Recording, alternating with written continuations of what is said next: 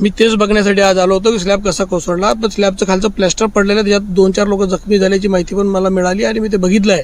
आणि त्या संदर्भामध्ये मी इथे आता तात्काळ मला माहिती मिळताबरोबर बंगाडे नावाचं इंजिनियरला पाठवलं, त्यांना स्ट्रक्चर ऑडिट करायला लावलं आहे. हे रुग्णालय दर्जोन्नतीसाठी आपण खूप वर्षापासून, म्हणजे मी आमदार झाल्यापासून सरकारकडे देतोय, पाठपुरावा करतोय, पण आता ते शेवटच्या स्टेजमध्ये आलेलं आहे. आपण ग्रामीण रुग्णालय लवकरात लवकर म्हणजे अधिवेशनातच आपण डिक्लेअर करू आणि ग्रामीण रुग्णालयाच्या दृष्टिकोनातून काम सुरू होईल. शेवटी 36 खेडे लागू असलेला कुरा भाग आहे आणि इथे किमान ग्रामीण रुग्णालय असावं की जेणेकरून लोकांना प्राथमिक आरोग्याची त्यांच्यावाली काळजी घेता येईल आणि त्या दृष्टिकोनातून रुग्णालयाच्या माध्यमातून सर्वसामान्य गोरगरीब कुटुंबातल्या लोकांना त्याच्यामध्ये आरोग्यसेवा मिळेल. म्हणून आपण हा निर्णय आता लगेच 8 दिवसात करणार आहे. पण दुर्दैवाने तो स्लॅब पडला. स्लॅबचं काम कोणी केलं, कसं केलं याची पण खोलात आम्ही जाऊ.